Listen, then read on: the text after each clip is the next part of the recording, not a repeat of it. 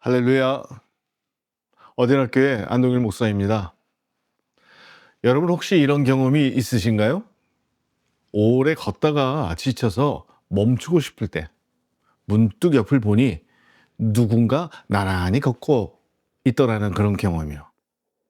한마디도 나누지 않았는데 그 존재만으로 다시 발이 떨어지더라는 그런 경험이요. 우리 인생도 그렇습니다. 길은 혼자 걷는 것 같아도 사실 우리는 늘 함께 걷고 있습니다. 어쩌면 하나님은 처음부터 우리를 그렇게 설계하셨는지도 모릅니다.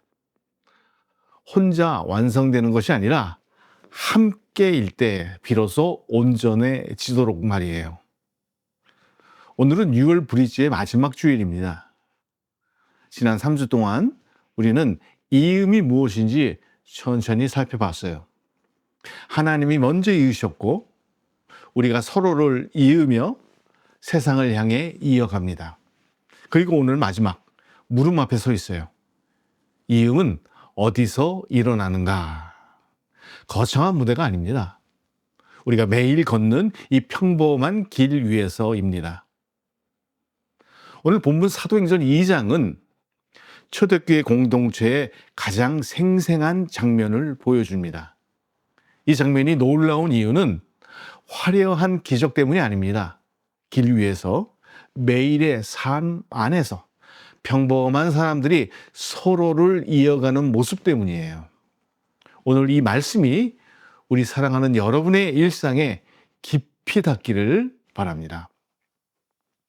사도행전 2장 42절에 보면은 그들은 사도들의 가르침에 따라 몰두하며 서로 사귀는 일과 빵을 떼는 일과 기도에 힘썼다라고 말씀합니다. 여기 네 가지가 나오는데요. 가르침, 사귐, 빵을 땜, 기도. 이 네 가지의 공통점이 무엇인지 아십니까? 전부 혼자 할 수 없는 것들입니다. 전부 함께라는 단어가 전제되어 있습니다. 혼자 먹는 밥과 함께 먹는 밥은 같은 음식이어도 다릅니다. 혼자 드리는 기도와 누군가를 옆에 두고 드리는 기도는 같은 말씀이어도 다릅니다. 초대교회 성도들은 이것을 알고 있었어요. 그래서 그들은 흩어진 후에도 다시 모였고 모인 후에도 서로를 기억했습니다. 어디나 교회는 화면으로 모입니다. 서로의 밥상을 직접 볼 수 없습니다. 그러나 어디서든 모이면 교회가 됩니다. 장소가 교회를 만드는 것이 아니라 모이는 행위가 교회를 만들기 때문입니다. 우리가 이 자리에 함께 있다는 것, 그것이 이미 이음의 시작입니다. 초대교회가 강했던 것은 그들이 특별해서가 아닙니다. 그들도 평범한 사람들이었어요. 어부도 있었고 세리도 있었고 여인들도 있었습니다. 그런데 그들에게는 공통점이 하나 있었어요. 혼자 있지 않았다라는 것입니다.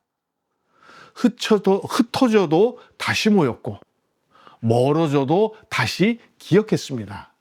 그 작은 반복이 교회를 살렸습니다. 밥상으로 있습니다. 어디나 교회도 그렇게 있고 싶습니다. 사도행전 2장 44절과 45절을 보면 믿는 사람은 모두 함께 지내며 모든 것을 공동으로 소유하였다. 그들은 재산과 소유물을 팔아서 모든 사람에게 필요한 대로 나누어 주었다. 많은 분들이 이 구조를 보면 이건 특별한 시대의 특별한 이야기라고 생각합니다. 하지만 저는 여기서 다른 것을 봅니다. 그들이 나눈 것은 재산 이전의 시선이었습니다. 누가 지금 무엇이 필요한가? 이 질문이 먼저였고 나눔은 그 응답이었습니다. 사랑은 감정이 아닙니다. 사랑은 시선입니다.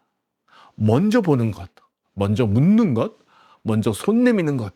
하나님이 먼저 우리를 보셨기에 우리가 연결되었듯이 우리가 서로를 먼저 볼 때 이음이 일어납니다. 보는 것이 있는 것입니다. 어디나 교회 성도 여러분, 우리는 화면을 통해 예배를 드립니다. 서로의 얼굴을 직접 보기 어려운 교회입니다. 그러나 오히려 그렇기에 우리는 더 의식적으로 서로를 봐야 합니다. 저분이 요즘 어떻게 지내실까? 저 가정에 무슨 필요한 게 있을까? 이 질문이 우리 공동체의 이음줄입니다. 이음은 감동의 언어가 아닙니다. 이음은 시선의 언어입니다. 문자 하나, 안부 한마디, 기억해 주었다는 눈빛 하나, 그것이 모여서 공동체가 됩니다. 초대교회가 세상을 변화시킨 것은 그 시선의 힘이었습니다. 시선으로 있습니다. 어디나 교회도 그렇게 있고 싶습니다. 사도행전 2장 46절과 47절에 보면은요, 그리고 날마다 한 마음으로 성전에 열심히 모이고 집집이 돌아가면서 빵을 떼며 순전한 마음으로 기쁘게 음식을 먹고 하나님을 찬양하였다. 그래서 그들은 모든 사람에게 호감을 샀다. 주님께서는 구원받는 사람을 날마다 더하여 주셨다. 여기서 가장 중요한 단어는 날마다입니다. 한 번의 감동이 아닙니다. 특별한 부흥 집회 한 번이 아니었습니다. 날마다입니다. 이음은 하루아침에 완성되지 않습니다. 매일 아침 하나님을 찾고 매일 저녁 옆 사람을 기억하고 매일의 밥상에서 감사를 고백하는 것. 그 작고 반복적인 행위들이 쌓이고 쌓여서 길이 됩니다. 속라인은 한 번에 완성되는 것이 아닙니다. 날마다 걸으면서 만들어지는 것이 바로 속라인입니다. 초대교회를 보십시오. 건물이 없었습니다. 제도가 없었습니다. 프로그램도 없었습니다. 그런데 날마다 사람이 더해졌습니다. 왜입니까? 그들이 걷는 방식이 달랐기 때문이에요. 그들이 서로를 대하는 방식이 달랐기 때문입니다. 어디나 교회도 건물이 없습니다. 그러나 우리에게는 날마다가 있습니다. 매일 묵상으로 하나님을 찾고 매주 예배로 함께 모이고 그리고 목요일 속라인으로 서로의 길을 기억합니다. 이 작고 반복적인 리듬이 쌓이면 우리의 길도 넓어집니다. 날마다가 기적입니다. 날마다가 교회입니다. 날마다 있는 것, 그것이 어디나 교회의 속라인입니다. 날마다 있습니다. 어디나 교회도 그렇게 있고 싶습니다. 오늘 우리는 6월 브릿지의 마지막 자리에 서 있어요. 지난 3주, 4주 동안 이음의 4차원을 함께 살펴봤습니다. 하나님이 먼저 이으셨기에 우리는 연결될 수 있습니다. 우리가 서로를 이을 때 그 자리가 교회가 되었습니다. 우리가 세상을 향해 이어갈 때 복음이 흘러갑니다. 그리고 오늘 이 모든 이음은 길 위에서 일어납니다. 밥상으로 있고 시선으로 있고 날마다 있는 것, 그것이 길 위에서 교회가 되는 방식입니다. 그것이 어디나 교회에 걷는 방식입니다. 그 길 위에서 우리는 교회가 되어 갑니다. 7월부터 우리는 새로운 계절을 시작합니다. 나는 누구인가? 복음 안에서 다시 서다. 그 여정을 앞두고 오늘 한 가지를 기억하시기 바랍니다. 우리는 이미 길 위에 있다는 것을, 그리고 그 길 위에서 우리는 혼자가 아니라는 것을. 길은 함께 걷는 사람에게 더 넓어집니다. 이번 한 주 딱 하나만 해봅시다. 어디나 교회 성도 중 한 분에게 짧은 메시지를 한번 보내보세요. 잘 지내고 계신가요? 생각이 났습니다. 그 한 줄이 길 위에 이음이 되는 것입니다.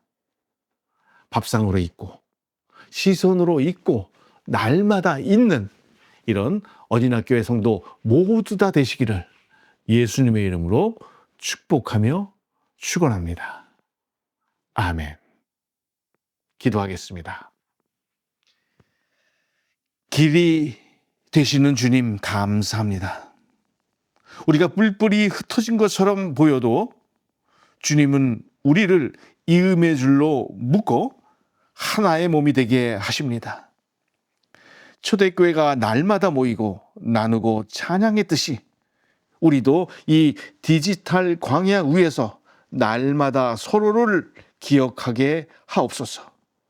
7월 새로운 여정을 앞두고 우리 마음에 기대와 용기를 심어주시고 길 위에서 만나는 모든 사람이 우리를 통해 주님의 온기를 느끼게 하옵소서. 예수 그리스도 이름으로 감사하며 기도드렸습니다. 아멘.